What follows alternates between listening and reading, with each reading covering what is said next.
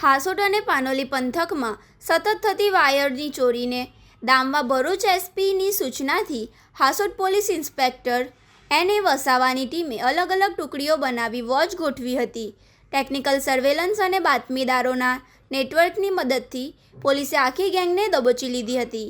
આ ચોરાયેલી માલ મોટરસાયકલ જેવા 2 વ્હીલર વાહનો મારફતે સ્થળાંતર કરવામાં આવતો હતો. કામગીરી પૂર્ણ થયા બાદ વાયરને જાળી ઝાખરા અથવા એકાંત સ્થળોએ સંતાડી રાખીને અનુકૂળ સમયે અલગ અલગ ભંગાર વેપારીઓને વેચી દેવામાં આવતો હતો.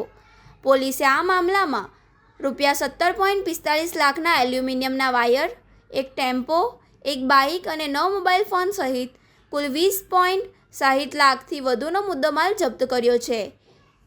કેફ ઇલિયાસ શેખ, વિશાલભાઈ પ્રવીણભાઈ વસાવા, શનિકુમાર ઉર્ફે સાહિલકુમાર, ખોડાભાઈ વસાવા, વિનોયભાઈ વિષ્ણુભાઈ પટેલ, રાહુલભાઈ વિનુભાઈ વસાવા, તરુણભાઈ જગદીશભાઈ વસાવા, સુનિલભાઈ ચેતનભાઈ વસાવા, પિયુષભાઈ જયંતિ વસાવા, રાજકુમાર ખોડાભાઈ વસાવા, વસીમ બશીર શેખ, નૂરનબી સૈયદ અને સોનાદેવી પ્રતિભભાઈ ચોરાસિયાની ધરપકડ કરી હતી. આ ટોકડી પકડાઈ જતાં ખેડૂતોને મોટી રાહત થઈ છે.